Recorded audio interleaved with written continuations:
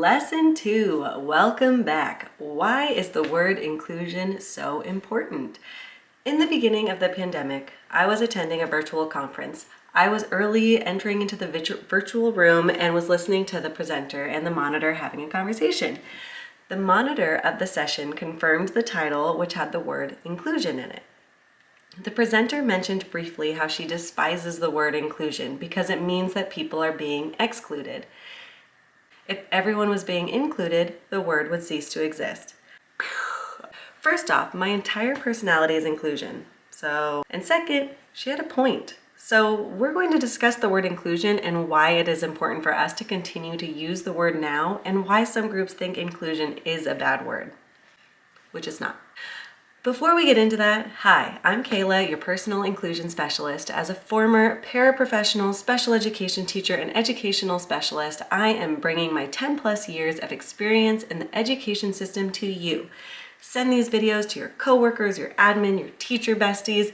Let's get the word out there that inclusion starts now and it starts with you. So let's get into it. So let's go back to the word inclusion with some good old devil's advocate. If there was inclusion happening everywhere, we wouldn't need the word. But realistically, we are very far away from inclusion. When you see a person in a wheelchair, do you think that they can do everything you can do? Literally, that question is ableist because I am assuming that you are not in a wheelchair. Cool. So comments like, "You're pretty for a disabled person," or "Wow, they don't seem that disabled," or anytime people say normal kids or normal classroom in reference to people without disabilities, that is ableist. You know what? I think we might need to take a second here to go over some definitions together. So first off, ableism. Ableism is discrimination towards people with disabilities. Being aware of any ableism you might have and making changes stops ableism. Now, this next word seems to keep getting mixed into these discussions, so let's just define it. Woke. Alert to racial prejudice and discrimination. Saying that a book or practice is woke and saying it in a negative way is just solidifying that people are still racist and ableist. I'm going to use an actual example of someone who called a book woke that was raising awareness about disabilities. Using the word woke in this context is focusing too much on a word that is being redefined by media and ignoring the bigger problem our society is still trying to overcome. And lastly, inclusion. The definition is to be included, but to me it is people being included in their chosen community. Inclusion to me, and I would assume most people fighting for inclusion, does not mean only a specific group gets to be included. It means this person gets to be included into the group that they want to be in, like their school, their neighborhood, their church, whatever. But this is something our community will always be working towards. The wording is helping us be aware, not exclusive. In my opinion, the problem is that we are a community that has ableist and racist thoughts that we don't even recognize are there. When designing a building or a playground, how many people consider people with disabilities? Are there ramps, wide enough hallways, or working elevators? ADA laws have helped this, but it doesn't always fix people's mindsets. It's a start. When you park and block a driveway, did you know that a person in a wheelchair now just lost access of the sidewalk?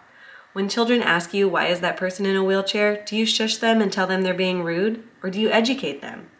Have you ever used offensive language such as the R word, wheelchair bound, spaz, but felt like it was okay because you were in the privacy of your own home?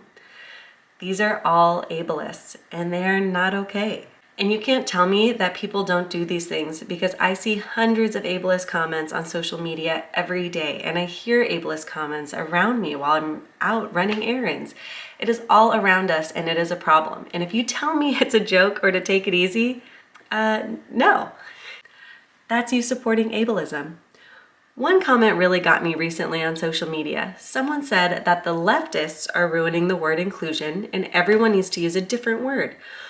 When I asked her what word she would suggest, she had none. So I did the next best thing and looked into right side media to see what is wrong with the word inclusion.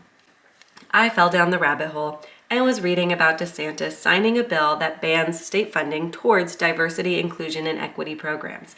I was watching a panel of people discussing this, all on the right side of the political spectrum, saying how inclusion is exclusive, and, well, I mean, that was basically it. I'm not saying all people on the right side feel this way, but this was where the original comment led me to look. My question is, what do you want to do? You don't want state funding for diversity, equity, inclusion programs for public institutions. Okay, so how will we make sure that we are being diverse and inclusive and equitable? No one can say that we are being those things right now, so how do we change?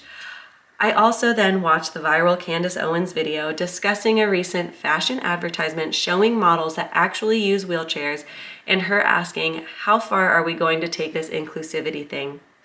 My answer? Until people feel included. Language evolves and changes, and I get that. I used to say differently abled and then stopped after people with disabilities voiced that that language was offensive to them. Disability is not a bad word. What is most important is that you use the language the person with the disability wants you to use, and it will probably just be their name. So I'm not quite sure how the word inclusion has become so political, because it shouldn't be, but it should be a practice that we all try to adhere by. Let's keep educating others and having the conversations about inclusion and how we can make sure we are practicing inclusion in our schools and communities. Inclusion starts with you, and I just want to help. Bye.